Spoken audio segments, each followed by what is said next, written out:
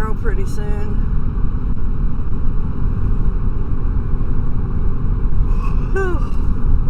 I hope so anyway, 'cause I really need something to drink.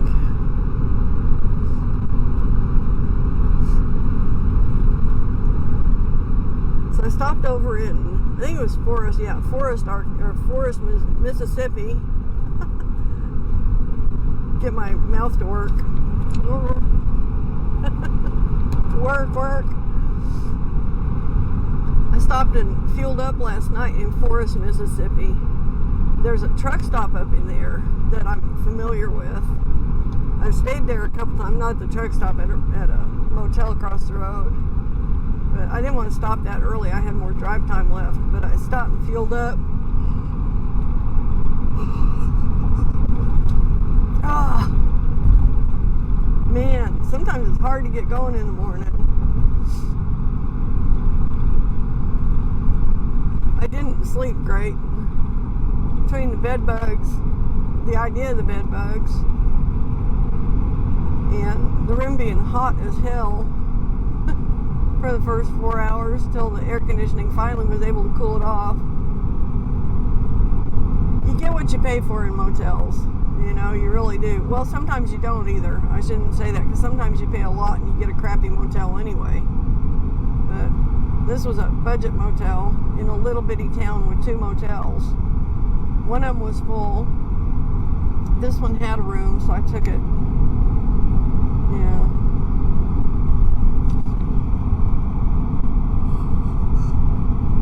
Then I didn't sleep worth a crap.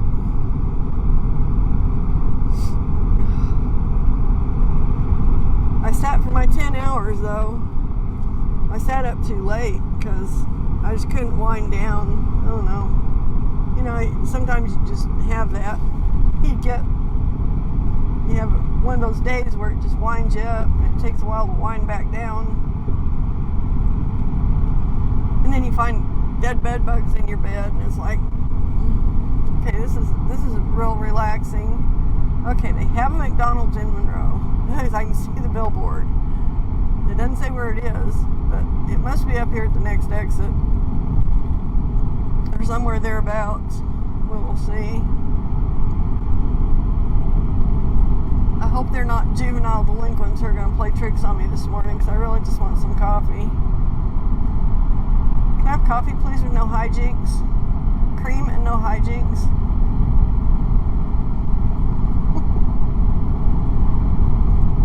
I don't know. It's one thing to play tricks on your friends.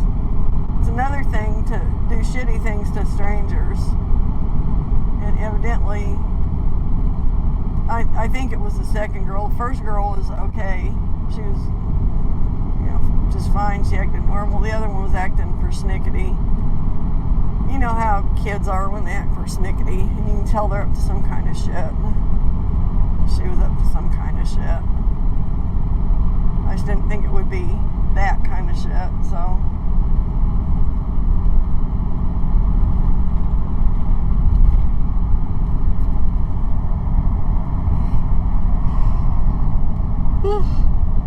Dang it. Sorry guys, this is how mornings are for me sometimes, you know. I ain't gonna sugarcoat it. Some mornings I wake up yawning and friggin' ugly, and I stay that way for an hour or two. But, you know, that's part of doing this is because I'm not a fake person. I'm not using any filters to make myself look lovely, which obviously not, you know. I'm an old lady. I've never had plastic surgery. I thought about it, but I never did it. Didn't have the money that I wanted to spend on that anyway. I guess I could have if I'd have wanted to. People do what they want to, more or less. So I've never had anything done to my face, and it shows. I mean, I'm pushing 65 years old. I'm going to be 65 this winter. So, you know. Okay, McDonald's. I'm going to give this a go.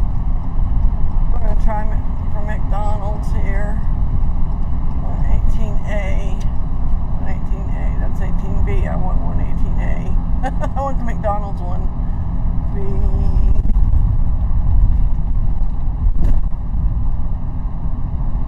1/4 of a mile more. Okay. And I don't know anything about Monroe except Duck Dynasty is filmed here, and I stayed here once at a campground when I was hauling a used horse trailer with living quarters, and it was just fine.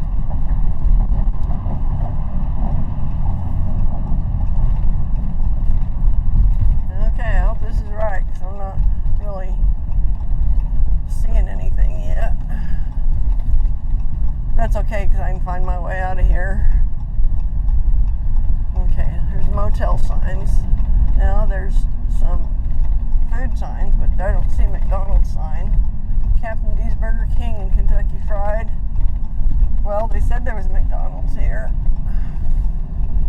Maybe not. There it is. I see it. Okay. I don't really trust anything anymore until I see it with my own eyes, and then I'm still questioning it, you know? Okay. Sorry about that. I guess the curvature of that exit ramp was too much for my little camera here. My little camera friend.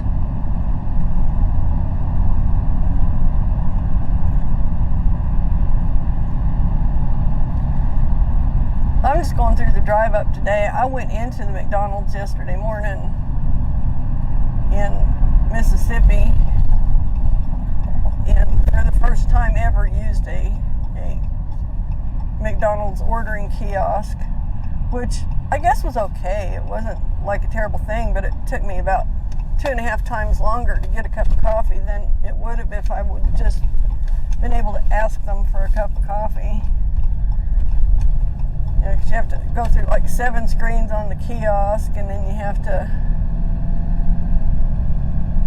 go through another screen to confirm it, and then you have to go and wait for them to come over so you can pay them if if you're not carrying a card. And I had cash, so of course we'll see how it goes here. I'll check it before I leave the parking lot. I'll tell you for damn sure.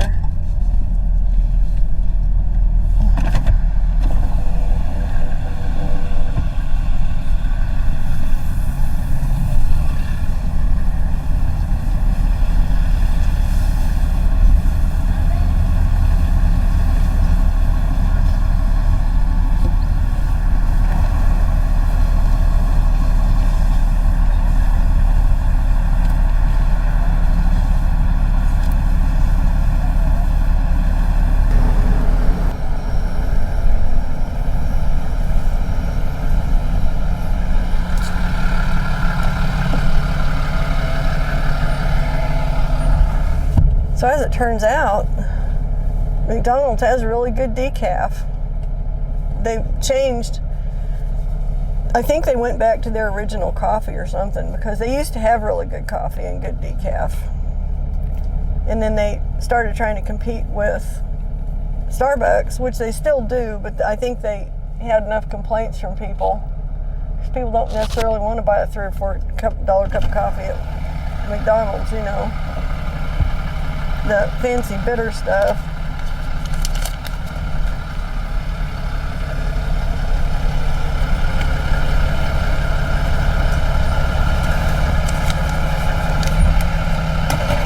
Good morning.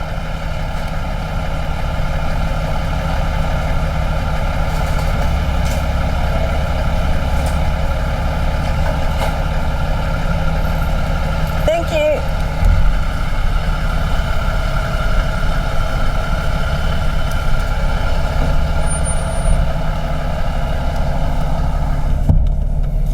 These poor girls probably don't get paid enough, I would guess.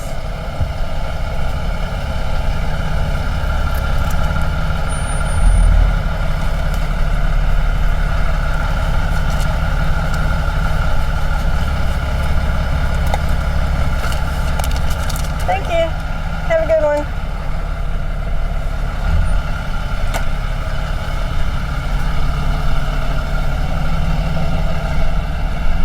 Okay, I'll pull over here, put in my my sweetener and test this, make sure it's drinkable.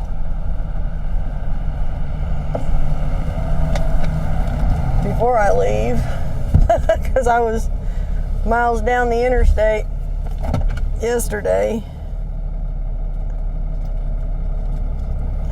when I figured out what they had done. Okay, this looks right. Yeah, well, I don't know what that girl gave me, but it was anything but coffee. Tasted like tea with cleaning fluid in it, to be honest. With just a splash of cleaning fluid. Like hot tea. It was weird. It's like, dang it. Freaking kids. Freaking kids.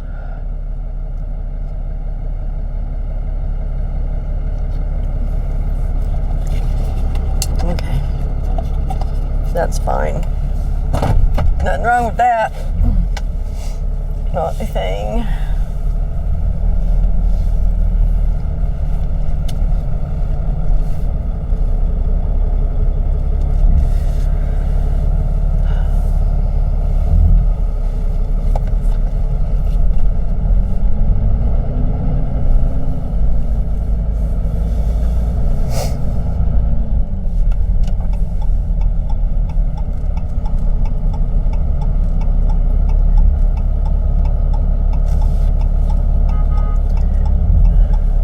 I'm trying to go.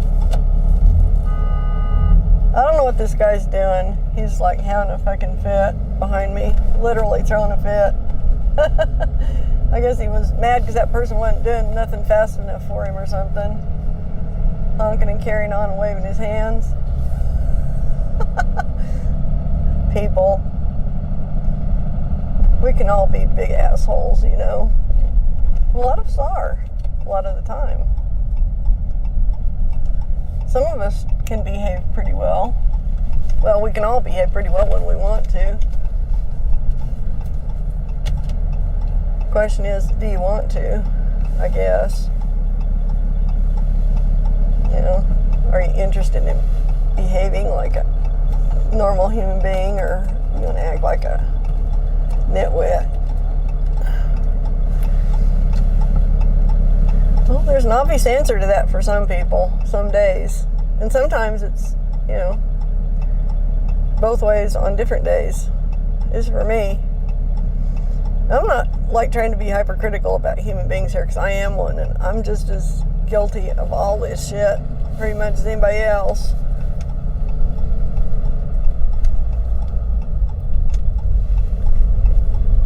You know, there's nothing about me that makes me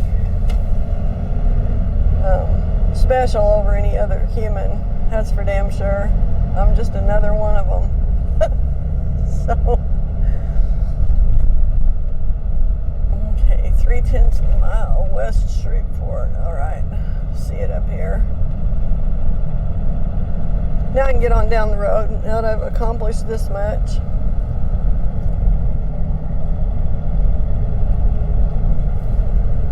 Shreveport, Vicksburg.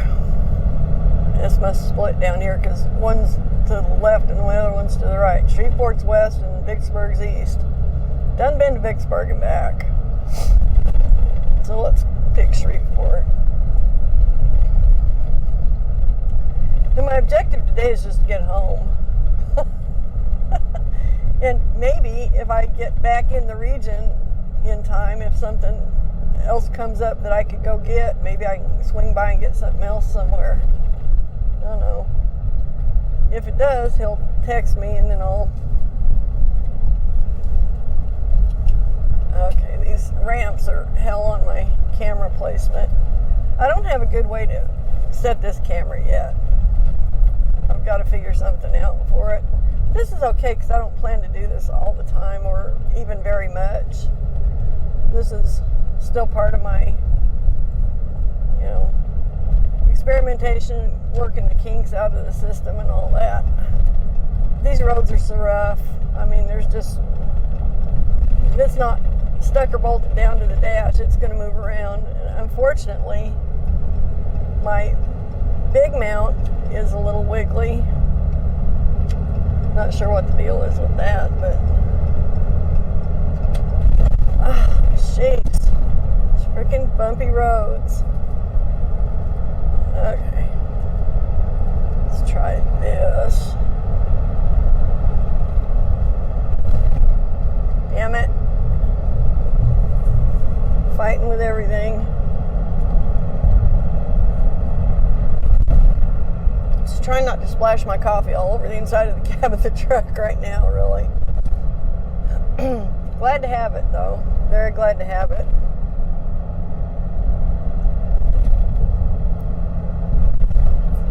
Crap. Every time I try to take a drink, I hit a bump. This is typical on these roads. I mean, this is just how our roads are now. And doing a good bitch about it, does it? Doesn't change it. Doesn't smooth them out. Okay. What helps is not leaning on my truck seat and holding the coffee cup up. That minimizes the bumping and the splashing. So, you know, it's a technique. It's a skill that I possess. I've learned. I can pretty much not spill coffee on a rough road if I just, you know, think about it. Maintain the smoothness here as opposed to letting every bump drag me down. So we're trying not to do that. But so this is Monroe, or Monroe, however you want to say it, Louisiana. We're crossing the Ouachita River into West Monroe. Yeah, they got big levees alongside that river. I guess that river is a pretty big one. It looks like it probably comes out of its banks every once in a while from the size of the levee. Wasn't quite as big as the Mississippi River levee down at Kenner, Louisiana. That's a big levee. That's huge. But this is still a pretty good sized one.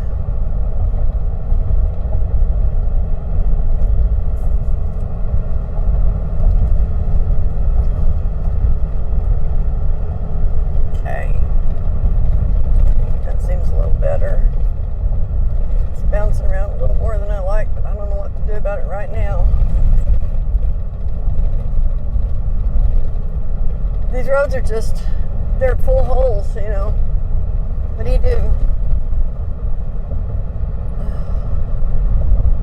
They've tried to repair it in places, and I guess it probably worked for a little while, but then it wears back out because all the trucks that go across it, those trucks beat the hell out of these roads. I mean, they really do. They just beat them up.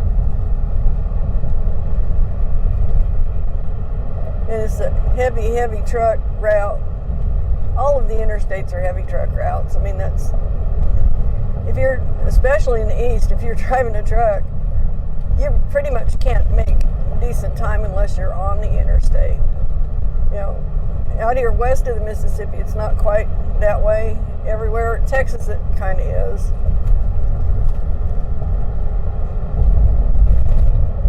Okay. Sorry about this camera moving around.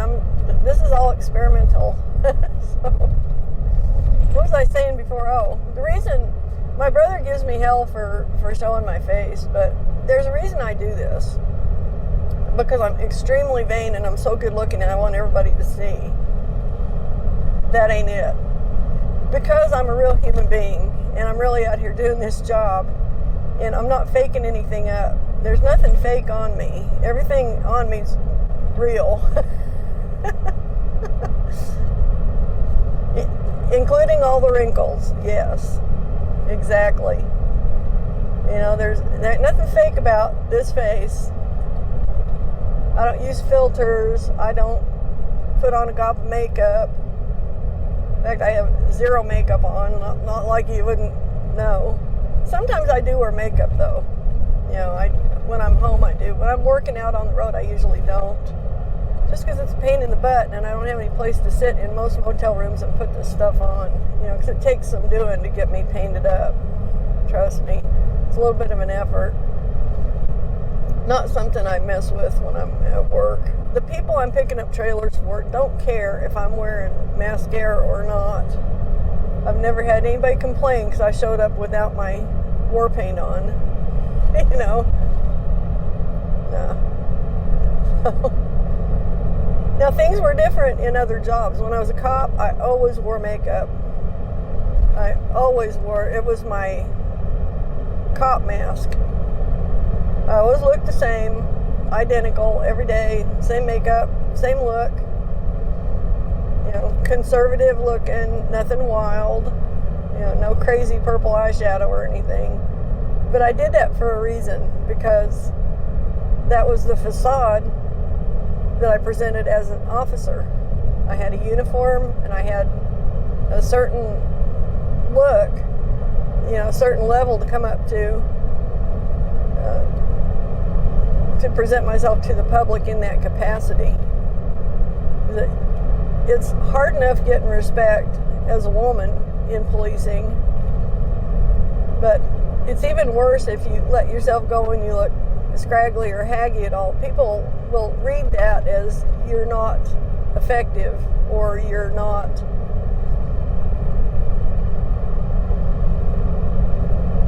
maybe you're letting things go a little bit. Maybe they can get one over on you because you're not on top of stuff. So I never gave that impression. I never wanted to give that impression that I wasn't completely on top of stuff, fully prepared in my war paint to handle whatever the hell came up that day. That's just how I did it. That was my approach. But this job's different. I don't have any authority over anybody or anything except me and the truck. And I don't have to convince anybody of anything, you know what I mean? When you're a cop, part of the job is to convince people to have confidence in you. You know, I'm a professional, I'm trained at this, I know what I'm doing. You're going to get the same treatment from me as the next guy and the next guy and the next guy. And that's just how it is. I don't play favorites, I don't play games. What you see is what you get, you know. So it's a whole different deal. So yeah, I wear no war paint most days. The only time you really see me in makeup is when I'm at home. If I get up and feel like putting on some makeup. Otherwise, no. It's something I don't do on the road. For the most part. Sometimes I do, but not very often.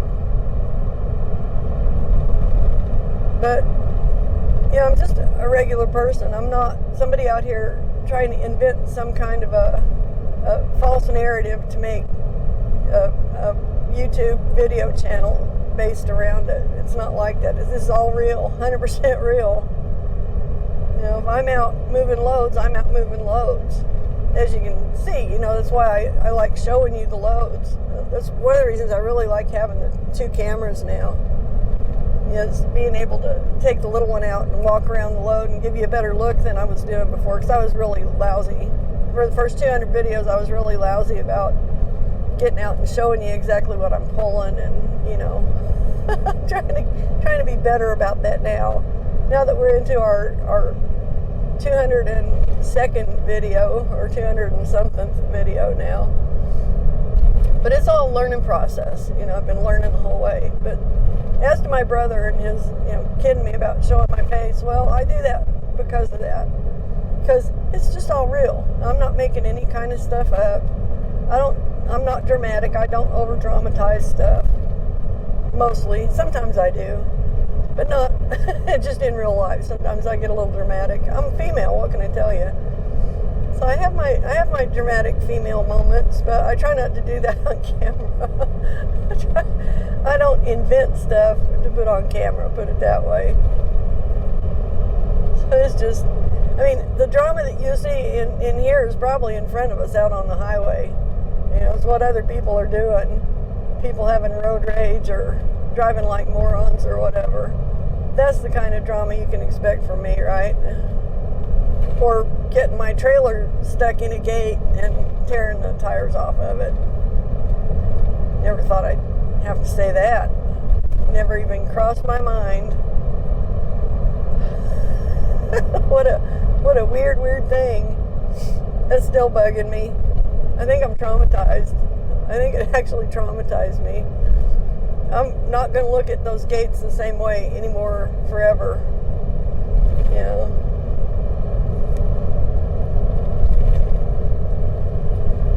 After what Bill was saying about it's a timer, I know what I would do if I have another one. I'll tell him I'm going to watch one cycle before I bring this trailer through the gate and time it. And then sit there and let it run its cycle and time it. And then if I've got time, then I'll pull through the gate. If I don't have time, I'll tell them I'm unhitched now. Here, you can pull it through the gate. I'm not doing it. If I'd done that, I could have avoided it. If I'd known, I had no idea. I didn't know a gate would do that. You learn every day, you know, if you pay attention and try a little bit, you can learn something new every day. I would like to get over in the other lane, but I can't. So I'll just try and give him as much room as I can, which ain't very much. That's a hell of a place to get stuck stopping. It's not a very good place to stop. People do it a lot, though.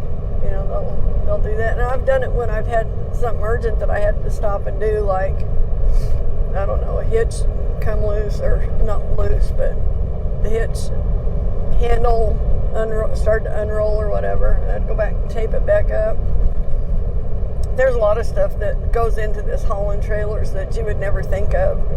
Well, if you didn't haul trailers, you wouldn't know to think of it. But if you hauled your own trailers, you wouldn't think of it either, probably, because it's not stuff that happens when you're hauling like a little travel trailer or your own car hauler or whatever. You know, it's there's stuff that goes on with these trailers. It's kind of hinky. Like the day the tire bounced off the top of the top trailer on the stack of 3 trailers I was hauling up by Muskogee. That was interesting. I saw it bouncing around back there, and I pulled over, started trying to get pulled over. Well, I didn't get pulled over soon enough. And then went ahead and bounced off the side of the trailer, and I saw it go out on the highway. I was like, well, crap. Had no idea it was loose. Those things are supposed to be bolted down. So now I learned something from that. Now you check every spare tire on every trailer, make sure it's bolted down. If it's not, you strap it, you know. So things you learn as you go along. But you remember the things you learn that way. You know, you don't forget. If somebody's just giving you a laundry list of stuff, well, check this, and this, you're like, yeah, whatever. And, you know, doesn't mean anything to you. But when you've seen the result of this stuff happening, it's like, I'm going to check that. Just to make double damn sure it doesn't happen to me. I don't want that to happen. So, it's one of those deals.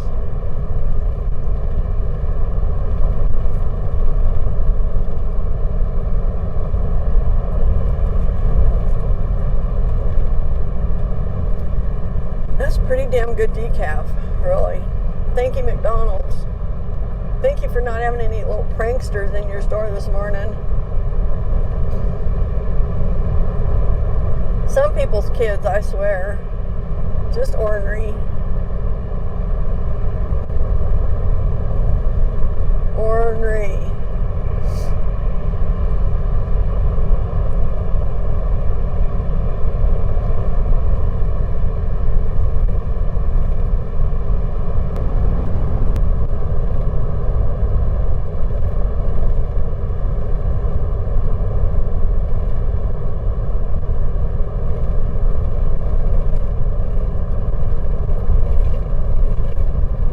I got somebody blocking me in, so I can't get over to give this guy a break at all. He should know that if he's looking in his freaking mirror. I mean, he's trying to pull out with like 5 cars coming by. It doesn't work that way. You gotta wait till they go by. Some people, I see truck drivers doing some pretty dumb stunts for people who are supposed to be professional drivers. You know, and then I see truck drivers who do really good driving in bad circumstances and keep from killing people. So, I mean, you know, it's a toss-up. Some people are good at it, and some people just aren't. Some people don't have any common sense or any spatial awareness, so they don't know where they're at in the lane. They do stupid things, pull out in front of people. I mean, just asking to get hit, basically. Or, causing everybody else around them a lot of grief. And then they go on like they're oblivious to it. They don't even know what they did or that they did. It's just, there's no awareness there. Well, unfortunately, somehow these people obtained a CDL and they're out here driving around in a semi-truck with, who knows what, 80,000 pounds of weight.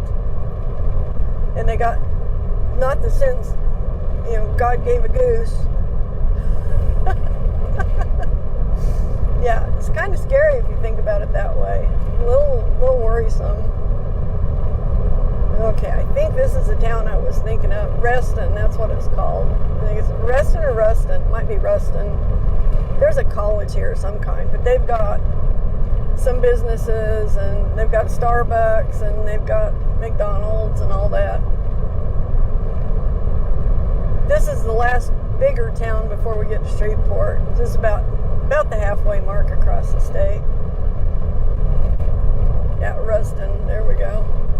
I could cut up from here and go up to 82, which I could do that, but then I'd have to go into Arkansas and drive 55 on their roads all the way over to Texarkana. I'm just not in the mood to do that today. I did it coming out because I wasn't in any particular hurry. Everything worked out time-wise great, so that rattling is driving me freaking nuts.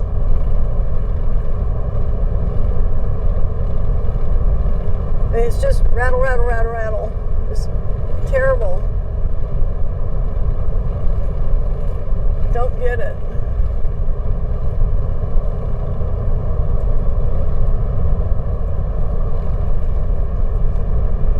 Okay, I'm going to shut down my little face cam so my brother doesn't have to look at my big face anymore.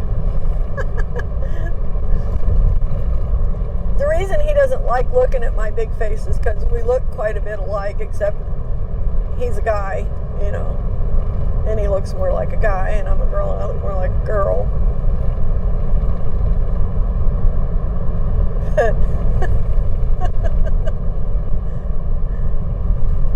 Yeah. He's jealous because I got the prettier side of things, as sad as that is to say. Yes, Wes, I'm prettier than you. So, fortunately, he's a manly guy, so he doesn't have any delusions that he might be a girl at all. If I thought one of my brothers thought they were a girl, I don't know. I'd never stop teasing them. I'd have to just rib them unmercilessly for the rest of their life. Every opportunity I got. I'm sorry. I just would. So preposterous.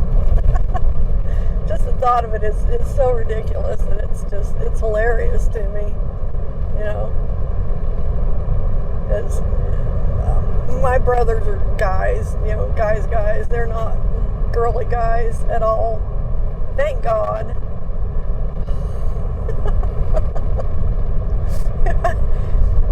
I mean, I don't really want my brothers borrowing my denim skirts or whatever, you know what I mean? Yeah, no, thank you. Although, I've got to tell you this, Wes will kick me for telling you this, but he did borrow one of my mini skirts once, but it was for a good cause, and it was totally not a weird thing. It was actually cute. He was a little kid. He was about 7 or 8, I think, maybe. And Cub Scouts, one of the things they did back then, they would have like mock beauty contests. The boys would dress up. It was a cute thing. It was a funny thing. So the boys would have to dress up like contestants in a beauty pageant. So we dressed Wes up, I don't think he liked it very much. He's like a year and a half younger than me, so I outfitted him with the clothes. My little black go-go boots. I think I was maybe 10 or 11 at the time, but the style then, this was in the 1960s, was mini skirts and go-go boots. That's what every girl wanted to wear. So I actually had those clothes, and so I lent him my go-go boots, which I think were too big for him at the time, and my little mini skirt. And we dressed him up and Mom had a wig. I don't know where she came up with this wig, because she never wore wigs, but she had this wig. So we put a wig on him and put some war paint on him and sent him out there and they gave him little sashes, like Miss So-and-so or whatever. Funny as hell. Just a bunch of little skinny boys out there going, why am I wearing a dress? It was a hoot. It was so funny, so cute.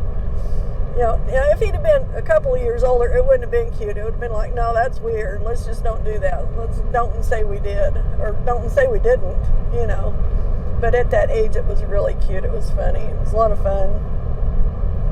But I can't remember if he won. I think he might have. He was one of the better looking ones. He had a better looking outfit, because it was my outfit. But I was little too. I mean, we weren't very big. We weren't very old. So it was funny. There's actually a picture in existence of him in that. Mom was pretty good about taking strategic pictures of funny stuff. And I don't know if they gave out Cub Scout patches for that or not. Maybe, I don't know. But I know he was in Cub Scouts, and I was in Girl Scout, or I was in Brownies. I didn't stay it long enough to be a full-fledged Girl Scout. I was in it when I was real little. I was a Brownie. That's what he was. He was a Cub Scout at the time. He was a little guy. That was funny. And he's probably going to kick me for telling that story, but it was cute. That's as close as he ever got to wearing a dress. And I don't think he cared too much about that. I think he was kind of disgusted by it, actually. Didn't look like he was real happy with it. And none of the boys did. They were all like... It was really funny. It was real cute. Anyway. Okay, I think I'm going to cut this camera off and just stick with the road camera and see if I can make it on home, or if I get a call before I get there for something else to pick up. Let me check my stuff just to make sure I'm not missing anything. Okay, I'm not. Okay, I've got a text message from President Trump.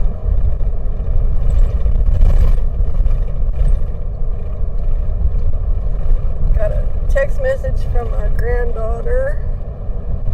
Nothing businessy. Nope. All right. And no, it's not a personal text message from President Trump. It's a thing saying, these bastards indicted me again. Send me some money. I may send him some money this time, because this is getting ridiculous.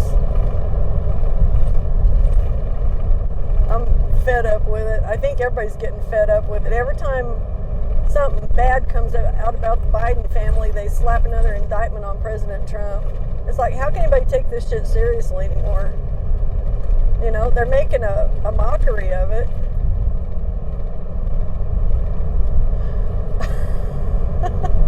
It's clear to everybody except for the swamp that everybody knows.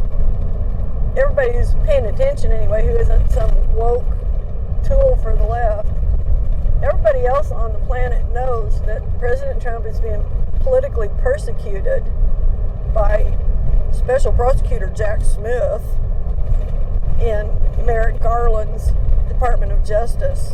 It's painfully obvious. And it's going to cost them. It's going to cost them dearly. Either, and I can see two ways this can go. Either they'll succeed in keeping President Trump from ever being president again, and they'll be real happy about that. And if they do, they better look out, because then there are going to be people on the other side who will start doing the same thing, playing the same dirty tricks on Democrats when they get the power to do it. It's going to turn into a tit for tat, banana republic, bunch of bullshit, until we just spiral out of control and our country is no longer a representative republic, which is what it is. We're not we are a democracy, but we're not a democracy. That's not our political system. Is not a democracy. It's kind of confusing to people, because in a pure democracy, it's the mob rules. Whoever has the most votes wins. In a representative republic, we have representatives who take the partisanship. They're supposed to take the partisanship out of the equation and do things, in our best interests. They used to do that at some point, long time ago. They hadn't been that way for a while, to be honest. But people are fed up, I'm just an average person out here, and I'm fed up. I'm sick of it. I think that our politicians they've way freaking overstepped their bounds, and they've pushed it to the point where they're starting to piss people off. I mean, we the people elected Donald Trump in 2016, and we the people elected him in 2020, and they stole that election. And there are people who will pussyfoot around that, and I did for a long time. I wasn't really willing to just say, yeah, I think they stole it, but I'm convinced that they did steal it. And what convinces me more than ever about it is how hard they've been going after Trump ever since.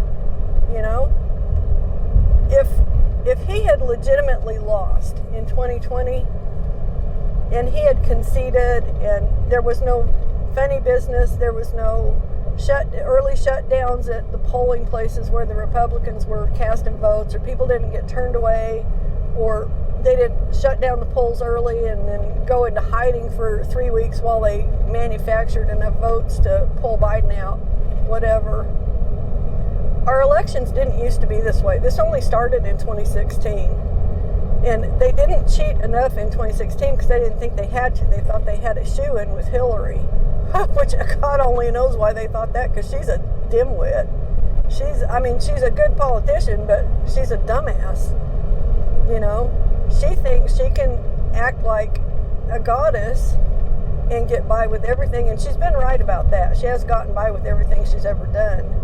But she was also under the impression, for some reason, that the American people loved her and worshiped at her altar and wanted her for president, and that wasn't how it was. People don't like her. People never have liked her. Hillary, we don't like you. We never have liked you. I haven't liked you since you tried to force feed us, a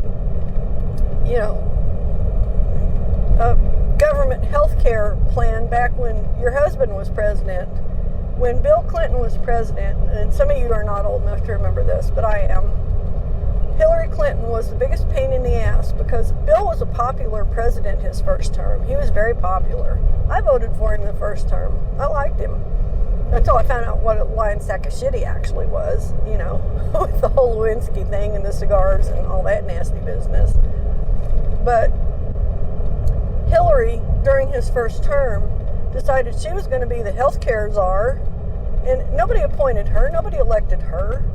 She was trying to take over Bill's presidency. She was a pushy bitch back then, and trying to horn in and take over, and people weren't having no parts of it then, and people didn't want it in 2016 either. It's like, no, we don't want you, you old skank, go away.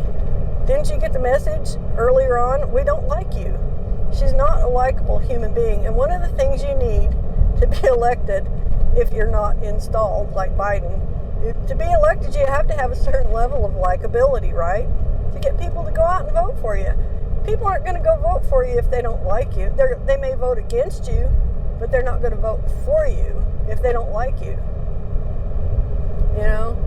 It's just one of those things. She miscalculated.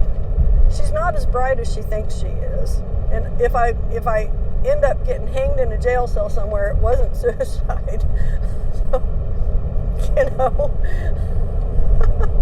I mean, how many people in politics have a trail of bodies as long as she's got behind her? I mean, you know, it's pretty shocking, actually. But she's always gotten away with everything, and she always will, because everybody's scared freaking to death of her.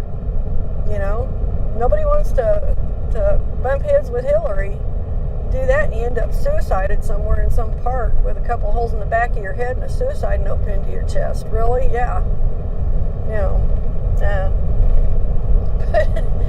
but so I get this text message from President Trump, and I'm thinking, I think I will send him some money this time.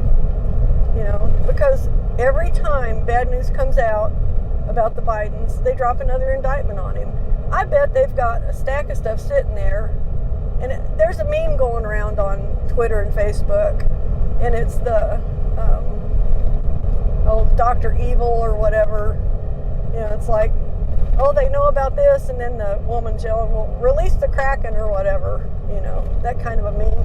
That's getting to the point where that's getting to be our reality. That's not even a joke anymore.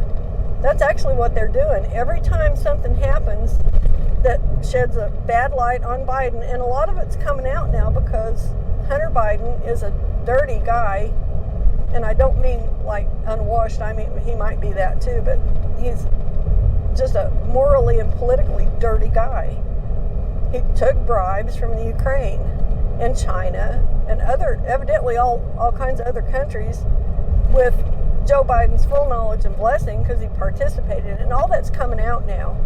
So every time that, like the guy that came forward Monday and was talking about it and said, yeah, he did this, you know, he gave testimony. Then the very next day, President Trump gets another indictment dropped on him. That's 3 in a row.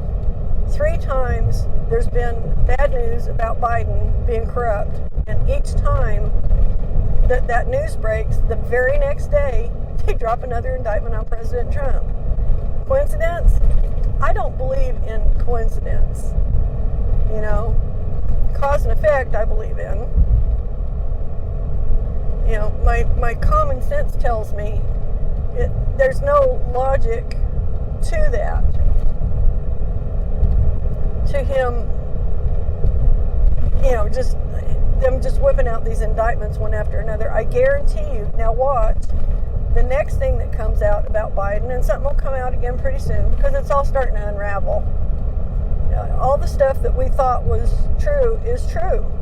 All the things that they accused President Trump of all these years, Joe Biden has already done and got away with.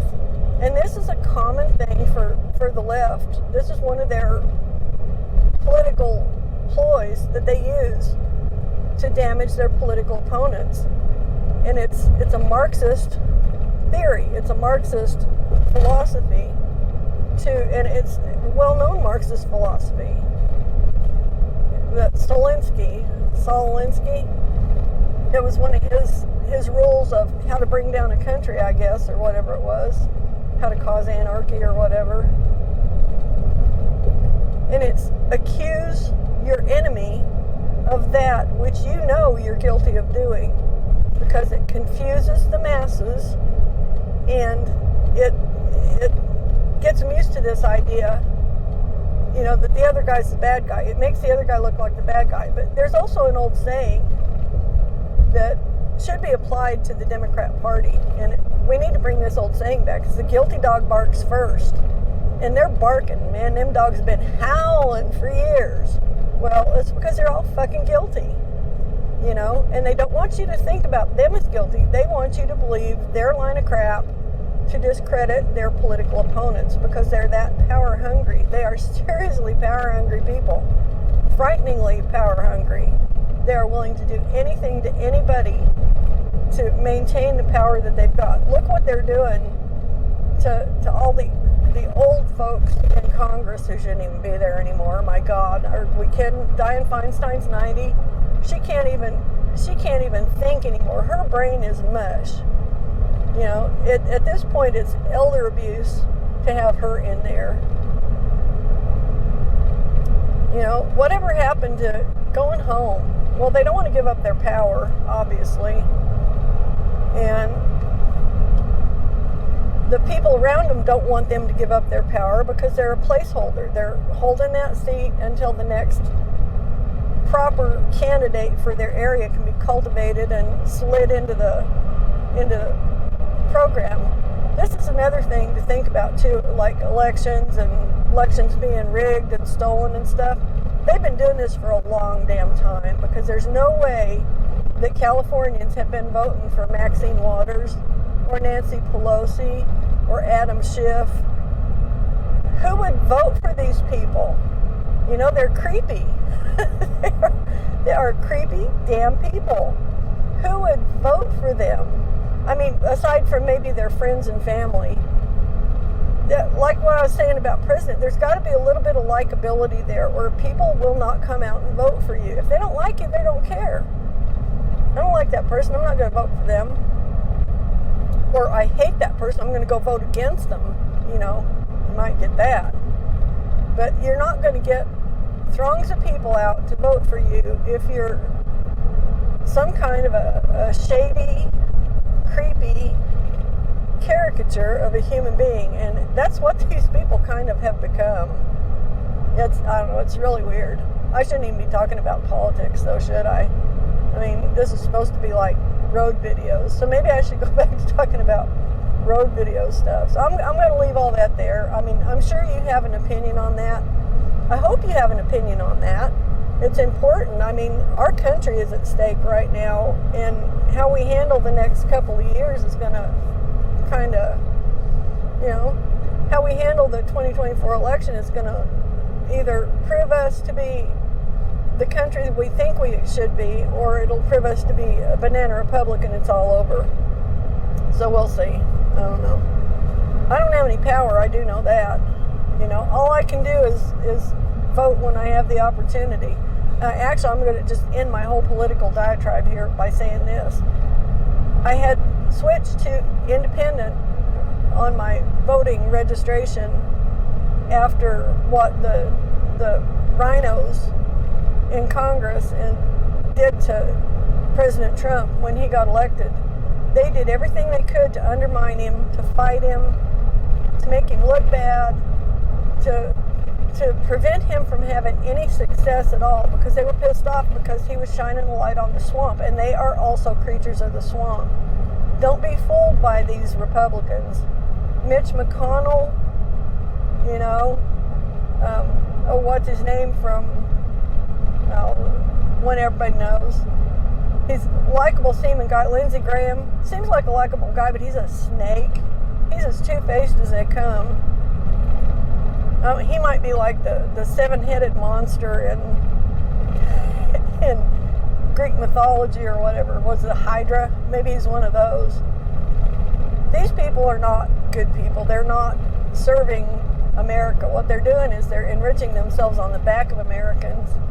So they don't like Donald Trump either, because he shed a light on their whole corruption, you know, as a whole unit in D.C. So when they did that, when they turned their back on him and left him to fend for himself and actively fought against him after he promised to try to do certain things for the American people, and they stood in the way of it and obstructed him. His own party obstructed him. They did more damage to him than the Democrats did during his presidency, because they refused to play ball. After they did that, I decided, screw the Republicans, I'm not going to register as a Republican anymore. So I went and registered as an independent. Well, in Oklahoma, and some other states are like this, in order to vote in a primary, you have to be registered to the party that's participating in the primary. In Oklahoma, it happens to be the Republican Party. If you're not registered as a Republican in Oklahoma, you are not allowed to vote in their primary elections. Democrats, you can. And it's a stupid thing for the Republican Party to do. The Republican Party does a lot of stupid shit. But that's one of the dumber things. So I went and re-registered again as a Republican, not because I am a Republican, but because I want to be able to vote in the Republican primaries. I sure as hell ain't voting for a Democrat these days, unless JFK Jr. or RFK Jr. He's one I might vote for. I think I'm too far apart with him philosophically on a few issues, but at least he's not a swamp rat. You know what I mean? He's a good alternative for the Democrat Party. If they would only open their eyes and see what they've got there. They've got a jewel in him. But they won't, because he too knows the swamp. You know? He too knows. Oh, finally the rattling slowed down anyway. Oh, so much nicer. Wow. Well, the road's smooth. Maybe it won't rattle anymore. But... So I went ahead and re-registered as a Republican strictly and solely so that I can vote in the Republican primary again this year. You know, and I'm suspecting that there are a lot of people who are looking at this the same way I am. I do not think that the majority of Americans believe in or support the Democrats' woke, hate everybody philosophies. And I don't think that very many people in America are falling for their bullshit anymore, trying to blame everything they've done on the Republicans. I mean, they're really good at taking what they've done that's bad and pointing their finger at us and saying we're doing it, and that's not how it is. But they've gotten by with this for years, you know, and they keep doing it. It's successful for them.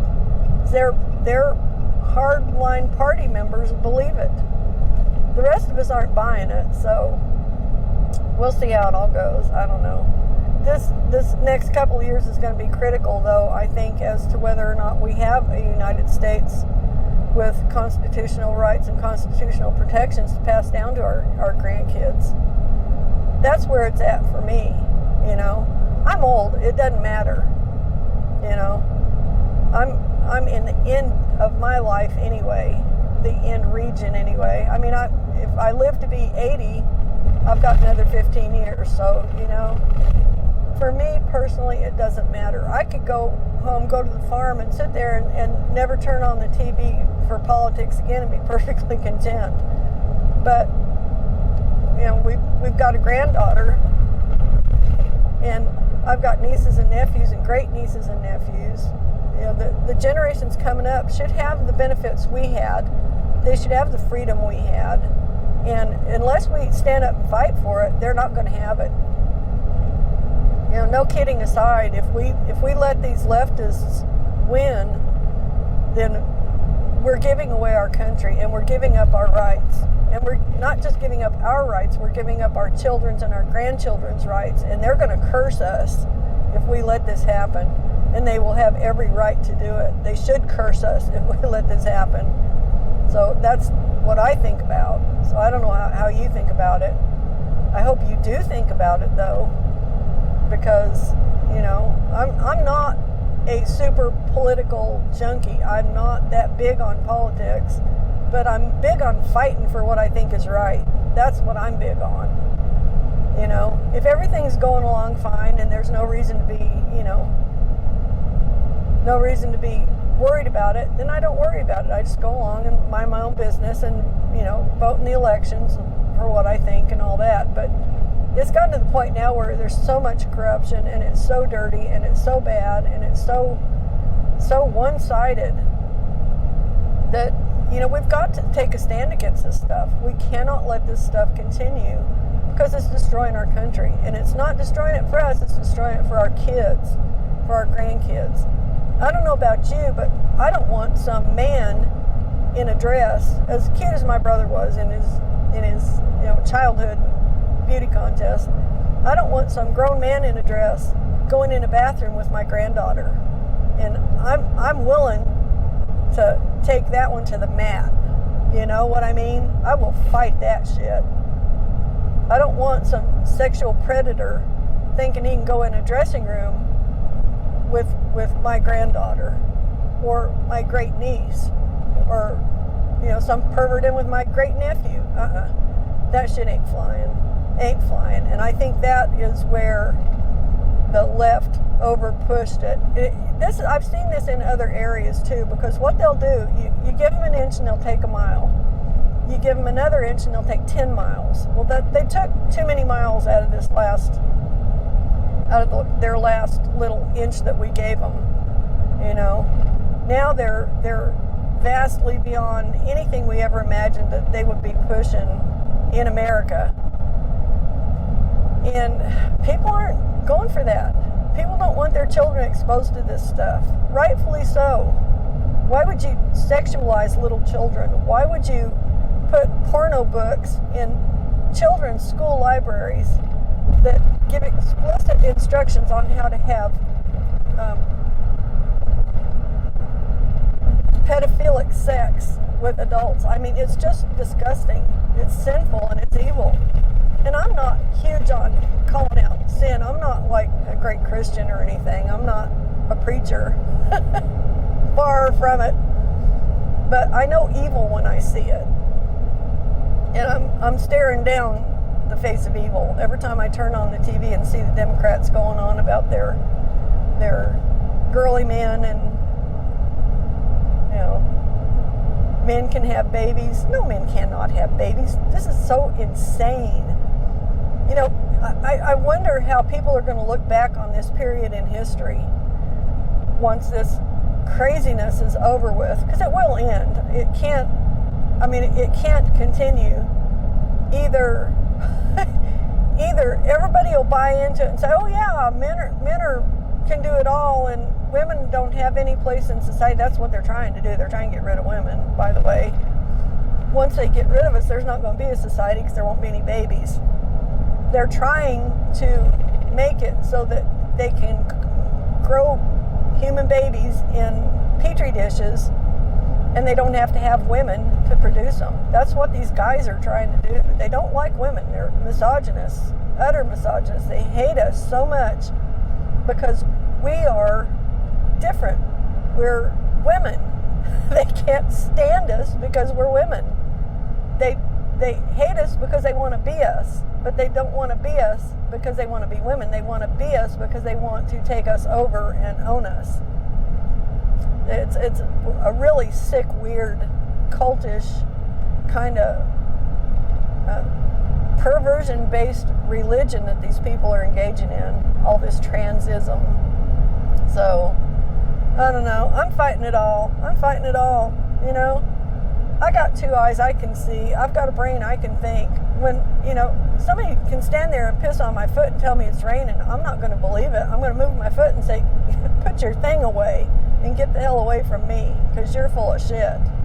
I'm not gullible to fall for this shit, and I can't believe that enough people are to overtake the common sense of the people in this country at the polls come election day. I just don't believe that there are that many crazy people in this country.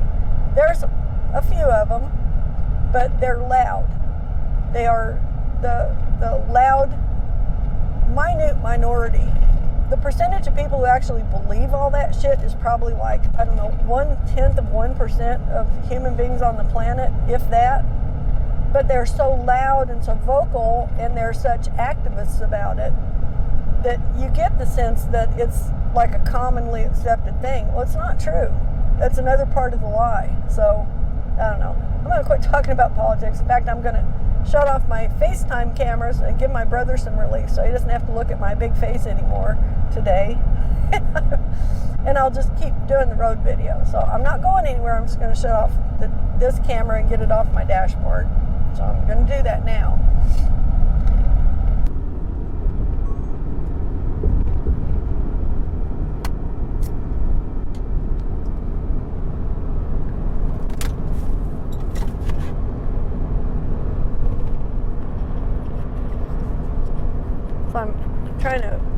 untangle my microphones here, because when I do this I have to wear both microphones.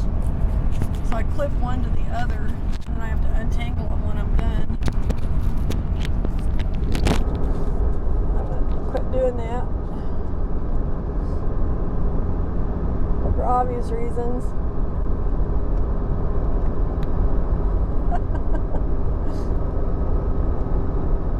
He's sitting there warning people, slow down or else. They actually use their highway patrol in Louisiana for things that most states don't use their highway patrol for.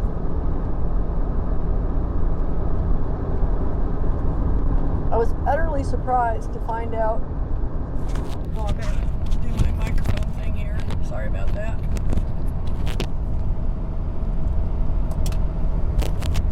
Okay. I was utterly surprised to find out that in Louisiana, highway patrolmen actually escort wide loads or oversized loads. In most states, you have to pay for a private entity to do that for you, hence pilot cars. But here they actually have troopers go do it, which I'd never seen in any other state. But what they do in Texas that's a little different is they have their troopers sit in construction zones with their lights on. So that's kind of an interesting difference. There are different variations on what different state police entities do. It's just kind of interesting to me. I don't know. Things that you wouldn't think would be a deal or a deal. Back in Buc-ee's territory, which we won't be going by any Buc-ee's. I'm going to leave the interstate before we ever get to a Buc-ee's.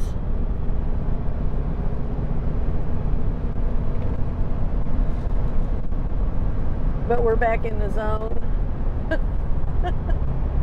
So basically what that means to me is I'm back in my practical work zone.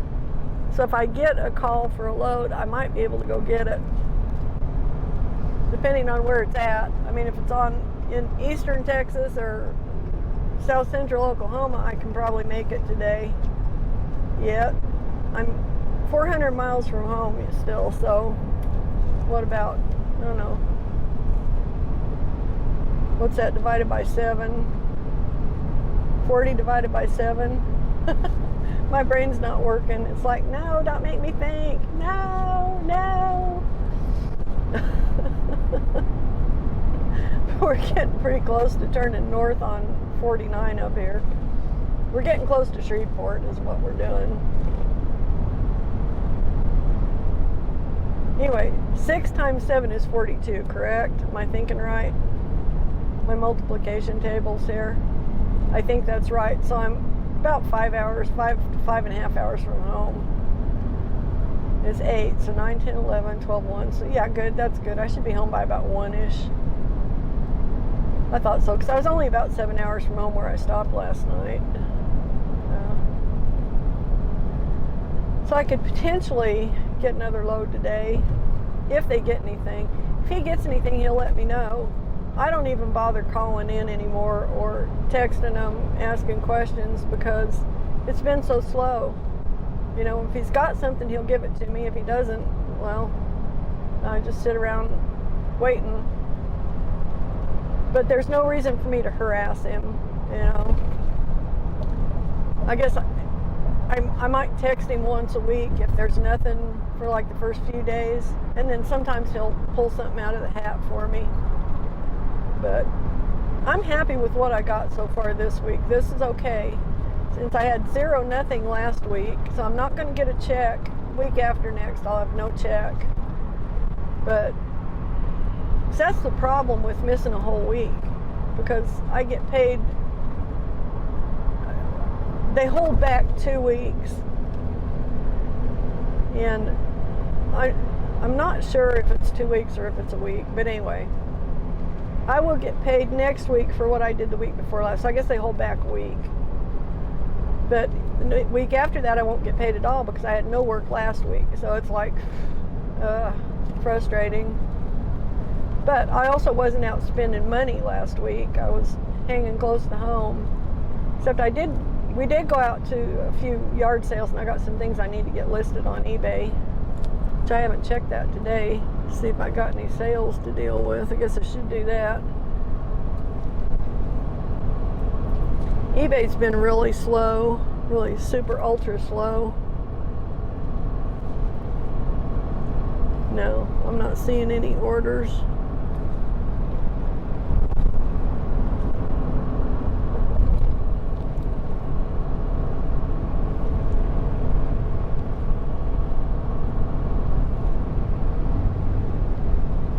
Okay, I got to do something else with the Oklahoma Corporation Commission. I shut down my IF to IRP account, and I think I've got to go in and make sure everything's good. I got to go back in and review it or something. So I'll do that when I get back. I'm not seeing any eBay orders. So it's like we started out having tons of sales. Of course, I had a lot of fancier costume jewelry that the women were snapping up like crazy. But I'm not seeing nothing there to be concerned about.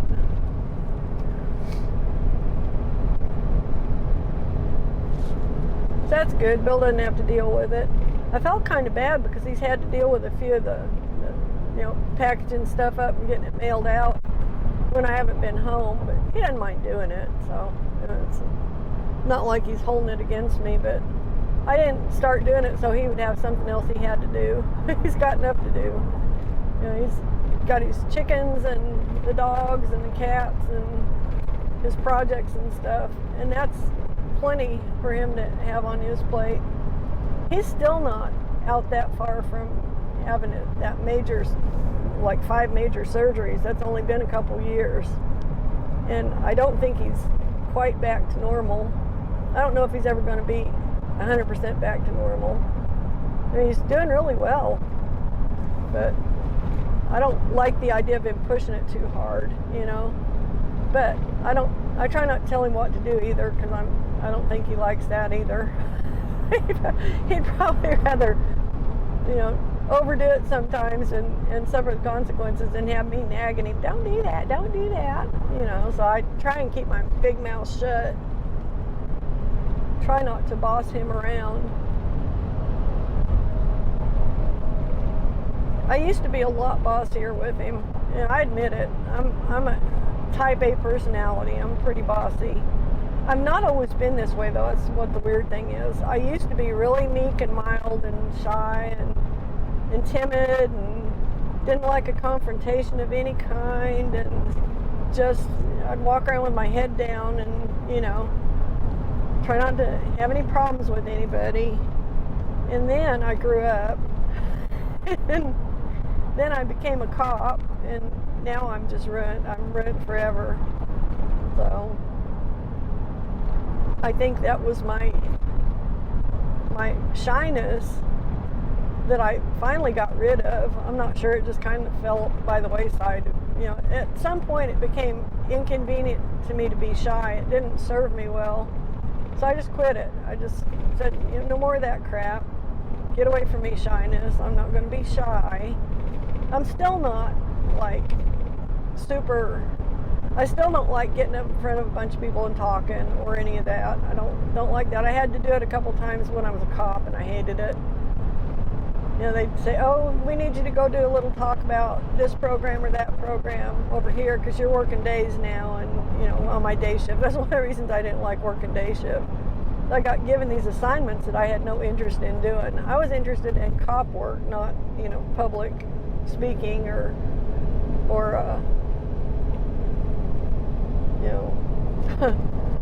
PR. Wasn't interested in that stuff. I was interested in cuffing the bad guys. That's what I liked. Taking them bastards to jail, yeah.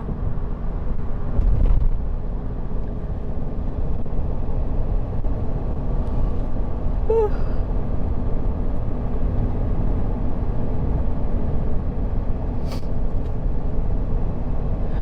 So we're not too far out from Shreveport.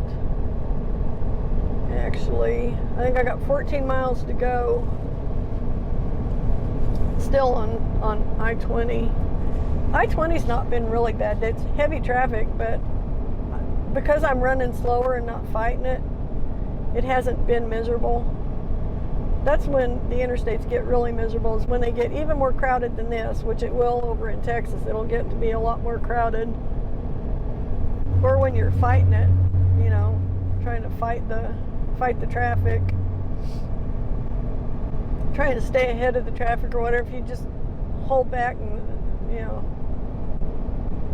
let them go do their thing, it's not as miserable to me anyway. It's my method, my mechanism for coping with it, I guess.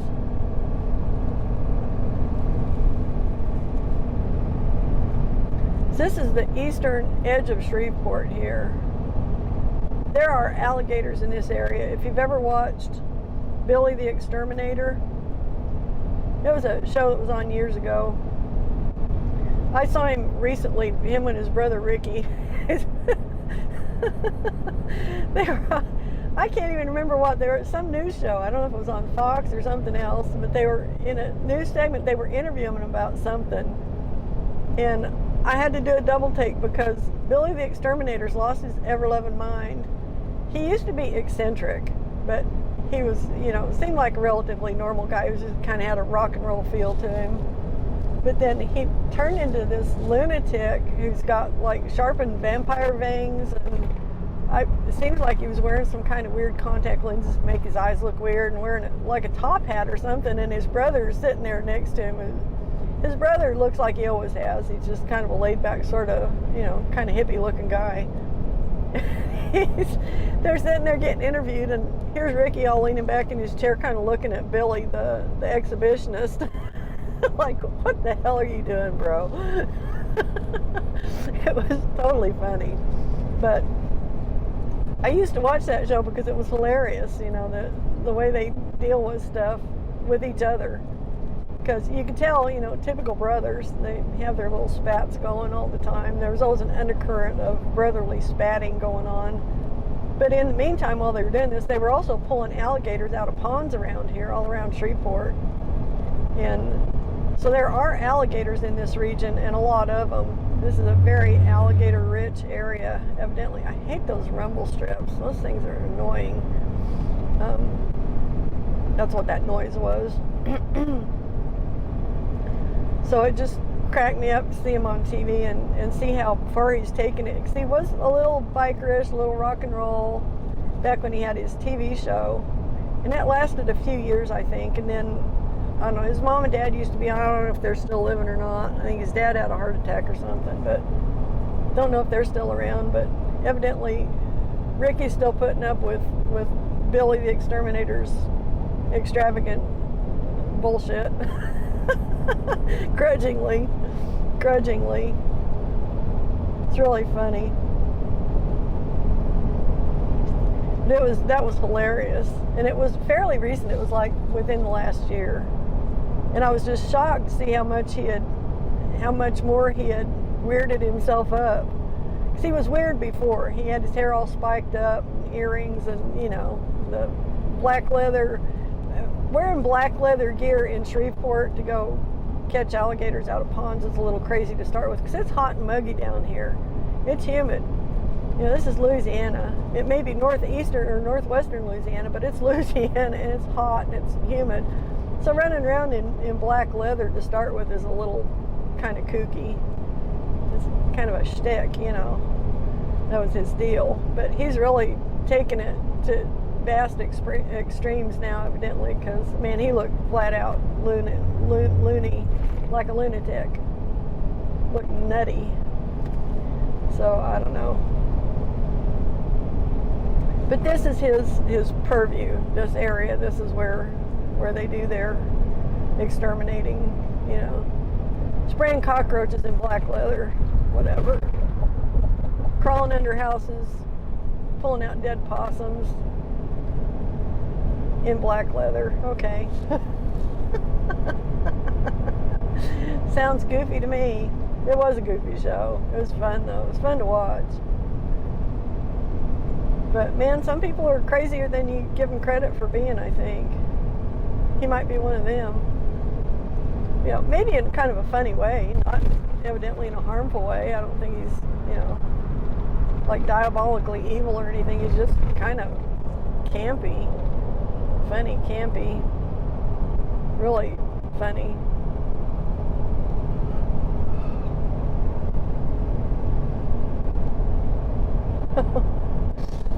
I don't know, guys. We live in a strange world, though. There's a lot of stuff going on now that if it had been going on when I was a kid, they would have locked them up. They'd said, oh, person crazy, lock them up for their own safety. And they would have done it. They would have hauled them off and locked them up. Now, we don't have any place to lock people up anymore for being crazy. That's one of the things that I learned as a cop. So back, I think it was in the 1980s, maybe, or the 90s. Might have been the 90s. In that era, they started shutting down insane asylums all over the country and just kicking people out.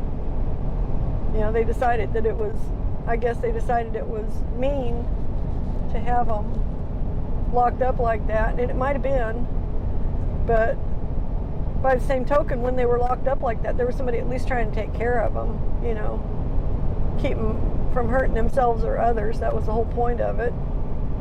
You know, if you're insane and you can't take care of yourself, then, you know, you need somebody to take care of you. But I guess there was a lot of inhumane stuff that went on in our insane asylums for, you know, ever since there have been insane asylums, which is terrible. It shouldn't be that way. They ended up shutting them all down. So anymore, to get like a referral to an insane asylum is like you have to have an act of Congress almost to get a person a bed in a mental institution, because there just aren't enough of them to handle the level of mental illness going on in the country. Not like you've noticed this, right? You know, the people walking around thinking, you know, obviously incorrect things are absolutely true and all that, or, you know, just making a mockery of themselves by, you know, doing crazy physical things to themselves. You know, you'd never know that there was a problem with mental health in this country, right? So one of the things I noticed when I was a cop is that by that time the institutions were pretty much shut down. Everybody was out on the street. So these crazy people, that I'm using the word crazy for a reason, because they're crazy. It's not because they're, you know, anything but. They are crazy people. There are crazy people in this world, and they walk amongst us. And they need to be actually protected from themselves and others, because they suffer a lot of abuse at the hands of people who take advantage of them now that they're out walking around on the streets. But that's kind of another story. But one of the things that cops do these days is they spend a lot of time dealing with the mentally ill who are out on the street. And you see all these pictures of homelessness and people in all these cities walking around all doped up and just standing on the street all drugged out and stuff. That's a lot of those are the people who would have been in a mental institution to begin with anyway, if there was an institution available for them to go to where they could get some treatment and care, you know. But since they closed them all down in their infinite wisdom, I don't even know why they did that. I guess they thought it was inhumane or whatever. But so they left all these people with no place to go. So cops primarily are the contact point for most of these people. When they're out on the street having their delusional ideas and they're, you know, hurting themselves or hurting somebody else or whatever, then the cops step in and get involved. And then one of the things you have to try and do is you try and get them evaluated by a mental health professional, which is kind of a joke too, because where I was at anyway, 9 times out of 10, if we had somebody who was like definitely obviously disturbed, a lot of the mental health people didn't want to be bothered with. They'd go and talk to him for 5 minutes and be like, yeah, he's okay, let him go, instead of referring him for care. And they had a really crappy attitude about it, and it used to frustrate me a lot, because we've dealt with a lot of crazy people, you know. There are crazy people. They exist, and we have to deal with them. So the mental health industry in this country is screwed up, and the priorities are all wrong. It's like we would have people refer to us who were talking about committing suicide or whatever. Well, what you would do in that situation, you remove them from the situation they're in, you take them to a mental health professional and have them checked out. And if that mental health professional thinks that they're serious, that there's any chance that they might try to go through with the suicide, then they're basically committed for 72 hours for observation or whatever. And the only place we had to put them, because there are no institutions to do this, and hospitals don't have the facilities to actually isolate and hold people like that, they'd take them to the jail and put them in a holding cell. And then somebody would sit outside that holding cell looking in the window the whole time they were in there. They'd be on suicide watch. You know, that was the only method we had for dealing with people like that. And that only happened if the mental health professionals took it seriously and recommended it. If not, they cut them loose and let them go home. And a lot of times they would do that and they'd go kill themselves. You know, it's a bad system. But anyway, I'm not even sure how I got on this topic, but people being crazy. There is real craziness going on in this country. I mean, there are people who are really seriously mentally ill and need to have some kind of intervention and some kind of help, and they can't get it. You know, it's really bad. It's a shame. But this has been going on for a long time. I mean, it's been 20 years since I started being a cop. It's 23 years, I think, actually. You know, it's been a long time. Yeah, 23, almost 24 years. And I was a cop for almost 10 years. So I dealt with a lot of these people, and you know, they made great victims for the bad guys because nobody took them seriously. You know, they were always getting beat up. The women, a lot of them were constantly getting raped. I mean, people just take advantage of them and brutalize them. It's really bad that we don't have some place to put these people that's safe anyway, you know. But yeah, it's just a really weird thing. So that's part of a cop's job now. And people want to dish on cops, and there are bad cops. I'm not going to say there aren't, because I worked with two of them. In my career, I worked with two cops I found out later were dirty. I didn't know it at the time, but when it came out, you know, I was like kind of shocked because I didn't think they would be the dirty ones. That's the problem with dirty cops. They're good at acting like good cops, and you don't peg them as dirty cops until, you know, all of a sudden you got this proof and you're going, well, damn it. This sumbitch had wool pulled over my eyes. How'd that happen? I thought I was pretty good at judging character, you know, by now or whatever. So it was kind of traumatic, actually, to those of us who were good cops, find out that one of our guys was dirty. So, okay, I'm going to take this call. I'll be back.